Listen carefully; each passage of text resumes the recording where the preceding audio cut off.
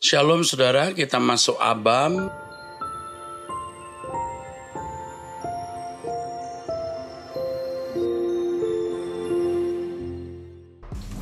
Ini seorang pria usia 33 tahun. Shalom Om Eras, saya pernah bertanya di Anda Bertanya Alkitab Menjawab, Abam sebelumnya tentang permasalahan saya. Bahwasanya saya ini adalah seorang gay, penyuka bapak-bapak. Inti dari jawaban Om waktu itu adalah lebih baik tidak menikah kalau memang itu tidak dikehendaki Tuhan, karena dengan tidak menikah kita lebih akan fokus pada Tuhan. Ya, pernyataan itu benar dan berlaku bagi siapa saja. Bukan hanya bagi Anda yang mengaku seorang gay. Siapapun lebih baik tidak menikah daripada menikah tetapi tidak fokus kepada Tuhan, atau pernikahannya justru membuat ia binasa. Nah, di sini saya bertanya lagi karena tentang permasalahan saya ini. Oke lah, Tuhan tidak berkenan kalau saya tidak menikah contohnya. Oke lah, Tuhan tidak berkenan kalau saya tidak menikah contohnya. Tapi apakah saya tetap harus berjuang jadi orang normal, atau saya harus menerima diri sendiri, menerima saya sendiri sebagai seorang gay tanpa harus berusaha jadi orang normal? Waktu Anda bertanya waktu itu, Anda masih dalam keadaan gay. Kalau Anda menikah dengan wanita lalu Anda tidak melakukan tugas atau kewajiban sebagai suami, itu akan menyiksa istri, ya. Dan itu membuat hidup Anda tidak akan harmoni. Karena tidak wajar hidup sebagai suami istri sedangkan suami tidak menyukai wanita, tapi menyukai bapak-bapak atau menyukai pria. Maka lebih baik tidak menikah. Itu bukan berarti lalu saya menutup pintu untuk menjadi normal. Justru kalau bisa, mestinya bisa ya, Anda berusaha menjadi normal, lalu nanti menikah jika Tuhan menghendaki. Berusaha menjadi normal itu bagus dan Tuhan berkuasa mengubah. Jangan ragu-ragu, Tuhan berkuasa mengubah. Wanita usia 40 tahun, Shalom Bapak Gembala yang baik, terima kasih Bapak Erastus sudah sempat baca tulisan saya, terima kasih. Khotbah-khotbah Bapak telah banyak mengubah hidup saya menjadi pribadi yang lebih baik di mata Tuhan. Saya ingin bertanya Pak, apakah seorang istri yang mendapati suaminya gay bisa menceraikan suaminya Pak? Begini Pak, saya menikah 12 tahun yang lalu di usia 28 tahun dan suami saya di usia 40 tahun Pak. Saat mau menikah teman saya teman satu kerjaan suami bilang, kenapa kamu mau sama dia? Dia kan gay. Waktu itu aku tidak percaya, walau setelah menikah suami saya tidak pernah meminta berhubungan badan duluan dengan saya. Saya selalu yang meminta Pak, walau sering ditolak suami. Saya juga lama punya anak. Setelah 4 tahun pernikahan kami menerima anugerah Tuhan 2 bayi kecil kembar melalui proses bayi tabung Pak. Sekarang sudah berusia 8 tahun Pak. 3 tahun lalu di HP suami saya kebongkar dia ikut aplikasi G. Di situ saya kecewa Pak karena ketahuan dia malu dan tidak buka aplikasi itu karena sudah saya hapus Pak. Tepat tanggal 5 Juni 2022, setelah saya pulang kerja, saya cek HP suami saya, ternyata Twitter dan Facebooknya banyak grup-grup gay dilihatnya Pak. Ternyata dia masih belum berubah Pak. Padahal anak-anak butuh figur bapak teladan dan usia suami saya sudah 52 tahun Pak. Udah seharusnya bersiap-siap Pak. Suami saya sudah lama tidak mau ke gereja Pak. Katanya percuma ke gereja tapi berdosa juga. Dan saya sudah lebih 1 tahun tidak melakukan hubungan suami istri Pak. Karena saya juga udah merasa suami sukanya sama laki-laki. Dan suami saya juga tidak pernah mendekati saya, mengajak selayaknya suami Pak. Wajarkah saya berpikir bercerai Pak? Tetapi saya selalu menepis niat bercerai Pak, karena saya punya 2 anak yang ganteng-ganteng Pak. Saya harus membesarkan mereka dengan kasih dan menjadi teladan hidup bagi mereka. Apa yang harus saya lakukan? Yang pertama, kamu harus menganggap dan menerima dan memperlakukan suamimu orang sakit, orang abnormal yang kamu tidak bisa tuntut normal, tidak bisa kamu tuntut sehat. Itu yang pertama, supaya kamu bisa men-treat dia. Kamu menghadapi pasien, bukan menghadapi suami yang sempurna atau suami yang normal. Yang kedua, jangan mengupayakan perceraian. Ini berat untuk kamu, tetapi biasanya orang-orang yang menghadapi persoalan berat seperti kamu ini orang istimewa di mata Tuhan. Toh kalau kamu cerai, apa untungnya mau kawin lagi? Kamu punya anak-anak yang ganteng-ganteng, yang kamu katakan sehat, kamu besarkan saja. Dan tinggal dengan suami seperti teman. Demi anak-anak dan demi keselamatan kekalmu. Masih ada peluang suamimu bertobat dan berubah. Usahakan anak-anakmu tidak tahu hal ini. Yang mungkin suatu hari akan tahu, dan kalau suatu hari anak-anakmu tahu, mereka akan sangat mengagumi kamu sebagai ibu yang melindungi anak-anak dan rela menyangkal diri, rela menahan hasrat libido yang tidak terpuaskan, ya, karena suami tidak mau menghampiri kamu. Kamu akan jadi wanita yang hebat dan luar biasa. Lakukan nasihat saya ini. Untuk kamu jadi kuat, berdoa bersama kami. Dengarkan Truth ID, kita berkemas-kemas pulang. Ya, ingat, jangan tuntut suamimu jadi normal. Dia tidak normal. Tapi doakan dia untuk normal. Tuhan memberkati. Tidak saya bacakan identitasnya, ini pria usia 32 tahun, itu saja ya. Salam Om Erastus, perkenalkan saya adalah seorang yang bergumul dengan dosa LGBT. Mohon maaf sebelumnya jika panjang, tapi saya rasa mungkin ini dapat mewakili orang-orang dengan pergumulan yang sama. Sejak kecil, saya tumbuh di lingkungan Kristen yang kuat. Papa mama aktif pelayanan, 2 paman saya hamba Tuhan yang cukup dikenal, bahkan salah satunya adalah pendiri denominasi besar di Indonesia. Saya juga aktif pelayanan sejak masa muda, di persekutuan doa sekolah dan kampus, guru sekolah minggu, singer, multimedia, ketua sel grup, dan lain sebagainya. Saya dulu mengasihi Tuhan dengan sungguh-sungguh Om, dan rindu Tuhan menjadi satu-satunya di hidup saya.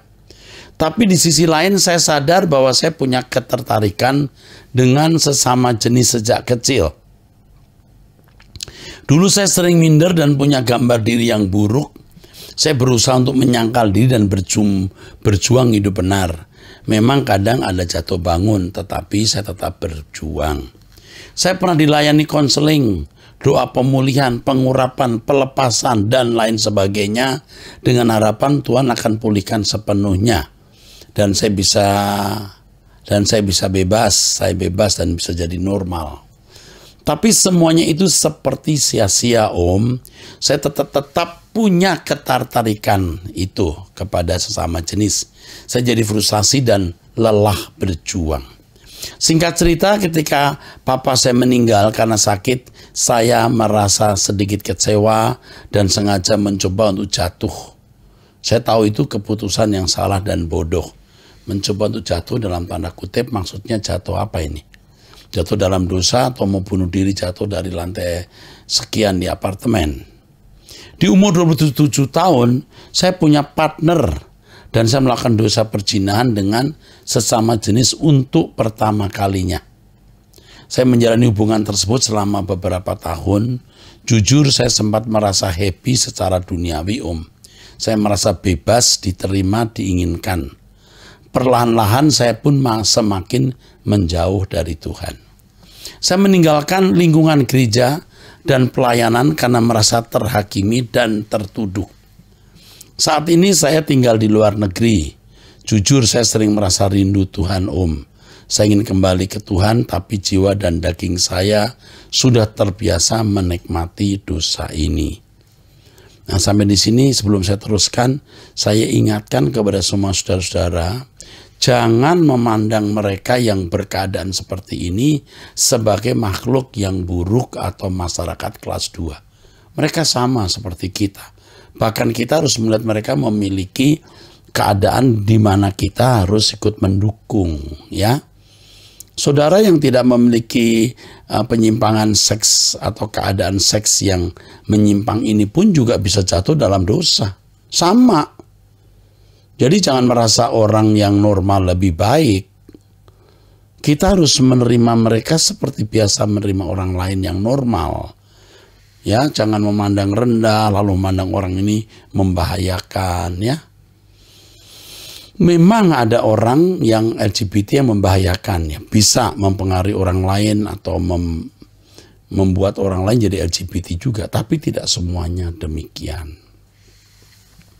Melalui Abam saya ingin bertanya beberapa hal, Om. Pertama, mungkinkah seorang gay LGBT sejak kecil dapat pulih seutuhnya dan menjadi normal, heteroseks bukan homoseks? Apakah itu takdir hidup atau mati? Bagaimana kami harus menghidupi hidup ini? Yang pertama, tidak ada yang mustahil bagi Tuhan. Dari seorang homoseks menjadi heteroseks, dari seorang yang abnormal menjadi normal, sangat mungkin. Karena tidak ada yang mustahil bagi Tuhan. Tetapi bukan tidak mungkin, memang ada orang yang ditetapkan Tuhan tidak menikah melalui keadaan tersebut. Bagaimana kami harus menghidupi hidup ini? Jalani saja biasa. Hanya bedanya Anda tidak menikah dan mematikan perasaan tertarik pada lawan, kepada sesama jenis. Itu saja. Simple. Jalan hidup seperti yang lain, tetapi mematikan hasrat keinginanmu terhadap sesama jenis. Nah, sama dengan pria yang sudah menikah, dia harus membunuh, mematikan hasratnya terhadap lawan jenis yang bukan istrinya. Sama, dan itu juga perjuangan. Tapi itu lebih mudah, betul. Siapa bilang lebih mudah? Bisa betul, iya, atau bisa tidak juga. Tergantung dari kekuatan libido individu. Seseorang sudah punya jodoh, tapi libidonya kuat, istrinya tidak membahagiakan, tidak memberi nafkah biologis. Wah, ini juga masalah. Tapi dia harus mematikan hasrat terhadap lawan jenis. Ya, bukan homo, tapi hetero. Harus dibunuh supaya tidak melakukan perzinahan. Itu pun pergumulan. Hidup ini semua harus diperjuangkan. Jadi, semua, baik Anda yang homoseks atau berkeadaan homo, gay, LGBT maupun yang tidak, semua harus berjuang untuk menjadi anak-anak Allah yang kudus, tak bercacat, tak bercela di hadapan Bapa. Om sering bilang LGBT tetap bisa masuk surga asal tidak praktek. Tapi apakah kami bisa menjadi sempurna dan menjadi anggota kerajaan Allah? Iya, iyalah. Bisa. Kok tidak? Sama seperti orang normal, dia juga harus berjuang untuk membunuh hasrat libidonya terhadap lawan jenis yang bukan pasangannya. Sama. Punya kesempatan untuk berzina, dia harus tegas berkata tidak. Sekalipun misal saya menahan diri untuk tidak praktek, tapi kodrat dosa, kecenderungan itu masih tetap ada kan, Om? Iya. Lalu? Ya enggak apa-apa. Kodrat ilahi kita tidak ditentukan oleh jenis kelamin. Apakah pria, apakah wanita, atau setengah pria, setengah wanita. Ya, jangan Anda merasa Anda punya keadaan tidak normal lalu Anda tidak bisa sempurna. Kodrat ilahi tidak ditentukan oleh jenis kelamin dan gender. Demi nama Tuhan, dengar ucapan saya ini. 3, saya ingin kembali ke Tuhan, Om, tapi saya takut lelah berjuang. 27 tahun saya berjuang, tapi tetap gagal. Apa yang harus saya lakukan? Tetap gagal, artinya sudah gagal. Jangan bilang tetap gagal. Ke depan Anda bisa tidak gagal. Ikuti Truth ID, berdoa bersama saya. Anda mampu untuk tidak gagal lagi. Ya, kalau kita melihat hidup kita, Anda usah saudara yang berkeadaan memiliki kelainan ini. Orang juga bisa jatuh dalam dosa, bukan hanya seks, kesombongan, keangkuhan, materialisme, jatuh bangun, lalu berkata, waduh, saya tetap dalam dosa. Ya kalau mau tetap, kalau mau keluar bisa, berjuanglah untuk keluar. Jangan memiliki mental block. Niscaya, kesucian itu keniscayaan, bisa artinya. Ayo kita berjuang lagi. Saya layani saudara lewat Truth ID, ikut dengan saya doa, pasti bisa. Oke. Berkenankah Om Eras membuat suatu khotbah atau pengajaran yang bahas mengenai LGBT secara alkitabiah? Baik, ini ada staf saya di sini, ingatan saya. Kita akan membuat khotbah mengenai ini. Saya berusaha mencari khotbah-khotbah Om Eras tapi belum menemukan. Hanya ada beberapa pertanyaan hanya pertanyaan saja yang dibahas. Saya sadar kami hanya minoritas dan bukan menjadi topik umum yang dibutuhkan masyarakat. Tapi kadang kami putus asa untuk mencari kebenaran yang sejati. Apa yang Tuhan mau buat hidup kami? Mengapa kami terlahir begini? Dan lain sebagainya. Saya takut banyak teman-teman yang nantinya malah mendapat jawaban yang salah. Apalagi sekarang banyak gereja-gereja khususnya Barat yang mulai melegalkan LGBT dan pernikahan sejenis. Mereka memutar ayat-ayat Alkitab untuk menjadi pembenaran. Ada beberapa yang juga pernah ditanyakan di Abam, salah satunya Abam 223. Ajaran tersebut mengatakan pemburit itu translasi yang salah. Translasi yang benar adalah pedofil. Jadi praktek pemburit tetap dapat masuk surga.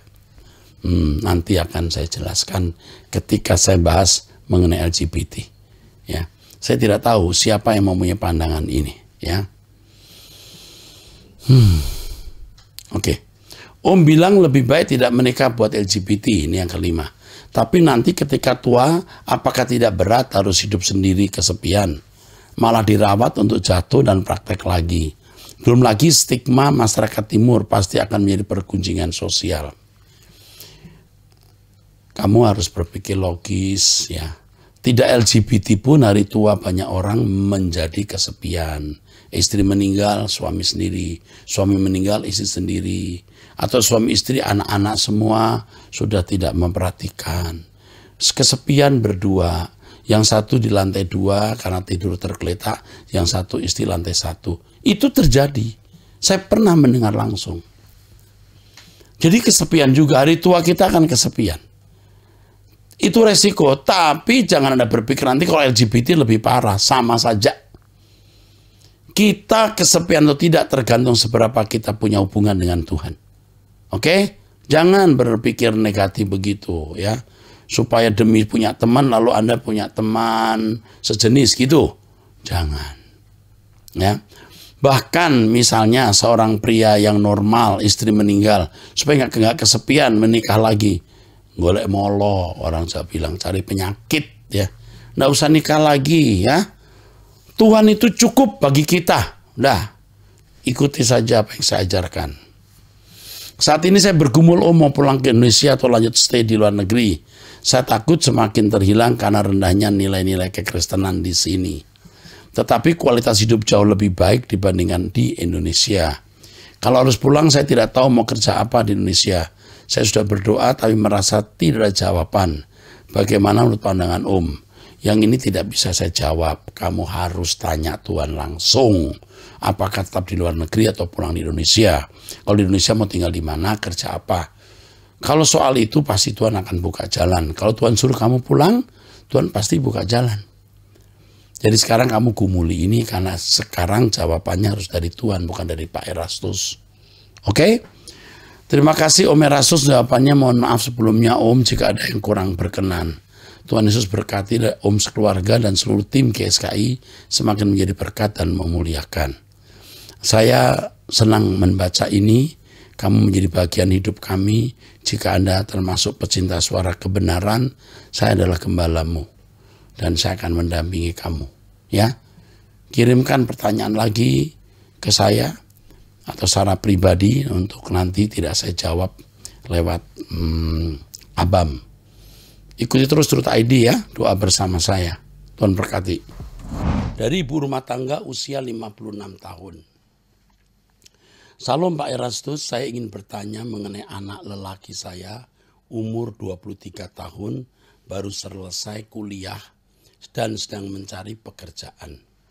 Begini Pak, anak perempuan saya barusan bercerita kepada saya bahwa adiknya yang laki-laki ini bercerita atau semacam curhat kepadanya bahwa dia memiliki perasaan suka sama perempuan maupun laki-laki. Saya sangat kaget, Pak. Ya. Memang anak dari saya ini dari zaman sekolah jarang bergaul dengan anak laki-laki, walaupun anaknya laki-laki. Kebanyakan teman-temannya perempuan semua sampai sekarang. Saya takut, Pak, dia bisa jadi seorang gay atau biseks. Biseks itu bisa tertarik kepada pria maupun kepada wanita. Apa yang harus saya lakukan, Pak, dalam menghadapi anak saya ini? Apakah cukup hanya mendoakannya saja atau terapi-terapi khusus untuknya? Saya sangat mengharapkan jawaban Bapak. Terima kasih ya Pak Eras. Semoga Tuhan senantiasa memberkati pelayanan Pak Eras dan banyak jiwa yang diselamatkan. Oh ya Pak, sebagai tambahan anak laki saya ini cuma satu. Dia punya satu kakak perempuan dan satu adik perempuan. Anak laki-laki saya ini orangnya penurut, suka masak, dan suka membantu pekerjaan rumah tangga, misalnya cuci piring, bersihin kamar mandi, dan merapikan kamarnya. Suami saya umurnya 10 tahun lebih muda dari saya. Kami menikah sudah 24 tahun, Pak. Dan anak laki saya ini memang kalau saya lihat kurang maco, kurang maco. Ya istilahnya saya kurang maco. Karena saya sering lihat anak-anak teman saya yang laki-laki kok semuanya laki banget ya. Sedangkan anak saya ini saya lihat sifatnya lebih ke feminim. Meskipun enggak feminim banget. Terima kasih Pak. Ada satu hal yang cukup menggembirakan. Karena dia masih tertarik kepada perempuan. Ya. Tidak tertarik kepada laki-laki saja. Walaupun ini tentu juga menjadi persoalan kita. Dari informasi yang Ibu berikan, ada unsur feminitas yang kuat di dalam diri anak Ibu ini. Ya, seperti dia suka cuci pakaian, mengerjakan pekerjaan rumah, ya, merapikan kamar, ya seperti pada umumnya anak-anak perempuan, bergaul dengan anak-anak perempuan, tidak maco. Ya. Tetapi kita percaya di dalam Tuhan tidak ada yang mustahil. Ibu harus membuat pendekatan sampai anak ibu bisa membagi persoalannya kepadanya. Kepada ibu maksud saya.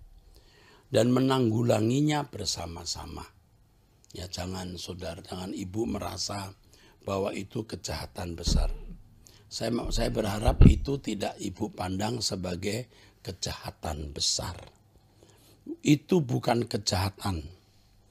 Ya, itu keadaan sakit yang harus ditanggulangi bersama. Jadi jangan memandang anak ibu sebagai orang jahat tapi orang sakit yang harus dibimbing. Berdoa harus. Terapi penting. Coba datang ke psikiater atau dokter untuk lebih menumbuhkan maskulinnya, ya, supaya hormon prianya bisa lebih kuat dengan doa dan usaha yang serius dan pendekatan yang penuh kasih. Lakukan ini dan saya percaya Tuhan akan memberikan hikmat kepada ibu bagaimana menanggulangi anak ibu. Kiranya Tuhan menolong, ya. Ingat jangan menghakimi, ya, menganggap jahat, tapi menganggap sakit dan membutuhkan pertolongan. Juga bagi yang lain, jangan saudara menganggap bahwa LGBT itu jahat. Itu sakit. Selama dia tidak praktek, ya, kita bisa bawa dia kepada kesucian, kekudusan Tuhan. Jadi kalau ada seorang yang memiliki kelainan hormonal, ya, itu kita nggak boleh pandang sebagai orang jahat. Bahkan ketika dia berbuat salah pun kita tidak menganggap kesalahannya lebih jahat dari kesalahan orang. Kita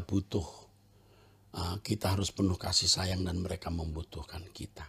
Ingat, jangan moralis dan memandang seorang gay sebagai orang jahat. Ya, kalau saudara berkeadaan seperti ini bagaimana? Kalau keluargamu orang yang kau kasihi bagaimana? Kalau mereka melakukan perbuatan yang tidak normal pria dengan pria itu perzinahan. Betul. Tetapi orang waras, orang sehat, orang yang tidak memiliki kelainan hormonal juga melakukan perzinahan yang lebih menyakitkan. Kalau dia punya pasangan hidup, dia melakukan perselingkuhan, itu juga dosa besar. Saya bukan setuju LGBT, tapi kita harus mengasihi orang yang berkeadaan memiliki kelainan hormonal ini. Oke, dari pemuda, Salam Om Eras, to the point aja ya Om. Saya mengenal seorang pendeta, dia sebut salah satu denominasi gereja Protestan, tidak saya baca, gereja suku. Sekarang dia usia 70 tahun, sudah pensiun. Di usia 67 tahun dia melakukan perzinahan sesama jenis dengan seorang pemuda. Jujur Om, dalam sehari-hari pendeta itu orang baik, ramah dan sopan dan juga pintar. Bahkan sudah banyak kesaksian yang mengatakan bahwa dia itu orangnya baik. Tapi saya mengenal dia berseberangan dengan apa yang orang saksikan. Bahkan walaupun sudah pensiun, di usia 70 tahun dia masih aktif mengajar di satu sekolah. Pertanyaan saya Om, menurut marifat Om Eras tahu dari kesaksian itu kok bisa pendeta yang sehari-harinya baik dan sudah berusia lanjut masih jatuh dalam dosa perzinahan? Menurut Om Eras, apa ia jatuh dalam dosa perzinahan dalam usia 67 tahun tapi dalam masa mudanya dia baik? Atau apakah selama ini orang-orang itu seperti sudah terbiasa dalam usia mudanya melakukan hal-hal yang memuaskan libidonya atau nafsunya? Mengingat selama ini banyak yang bersaksi dia itu baik. Baik banget pun kata orang. Tapi karena saya tahu orangnya gimana, saya diam, tidak mengatakan hal kepada siapapun. Cukuplah saya dan Tuhan yang tahu. Bahkan ketika dia berbuat dosa perzinahan, dia sama sekali nggak merasa berdosa dan merasa tenang-tenang saja. Saya mendengar khotbah Om Eras yang mengatakan seseorang tidak bisa baik mendadak atau jahat mendadak. Pria ini pasti dari muda sudah biasa berbuat dosa. Sebab kalau sudah usia di atas 60 tahun, kalau orang memang sudah terbiasa berbuat dosa atau pernah berbuat dosa lalu berhenti, dia bisa hidup suci. Kalau masih usia sekian, dia masih berbuat dosa, pasti hidupnya tidak baik. Kau mengatakan orang di sekitarnya mengatakan baik, bisa saja. Tapi juga mungkin ada orang-orang yang tahu dia tidak baik seperti kamu tahu, hanya diam-diam saja. Kau percaya dia akan ditelanjangi Tuhan. Kalau tidak di bumi, ditelanjangi di kekekalan. Saya khawatir kamu yang menulis ini korban dari pendeta itu. Ya, tapi saya salut kamu bisa diam. Ya. Kalau kamu mau mengingatkan pendeta itu, kau bisa tulis surat atau menyampaikan, berhentilah berbuat dosa Om. Ya, Om sudah tua, supaya dia berhenti berbuat dosa. Kalau Tuhan berkenan dan gerakkan kamu dan kamu sebagai saksi dari dosanya. Nah, sekarang saya tidak tahu apakah dia masih melakukan dosa itu atau tidak. Kalau kau mengatakan sampai sekarang berbuat dosa, apa kamu tahu? Atau dia mungkin sudah berhenti berbuat dosa, tapi kamu masih memandang dia hidup dalam dosa. Nah, yang menjadi pertanyaan saya menurut marifat yang Om dapat dari Tuhan melalui kesaksian ini, apakah Om Eras yakin pada masa mudanya tidak pernah berzina, tapi baru tua dia melakukannya? Tidak mungkin. Dia pasti dari muda sudah melakukannya. Mestinya makin tua makin suci. Bukankah kalau dia hidup suci dan takut akan Tuhan dari muda, tidak akan mudah jatuh dalam perzinahan? Ya. Kalau seseorang sudah terbiasa hidup suci, maka di usia tuanya sampai tidak bisa berbuat dosa lagi. Kalau di usia 67 masih melakukan zina, apakah Om Eras yakin orang seperti ini waktu muda hidupnya suci? Tidak. Dia pasti berbuat dosa sejak muda. Apakah sudah biasa melakukan dosa zina? Sangat besar kemungkinan ya.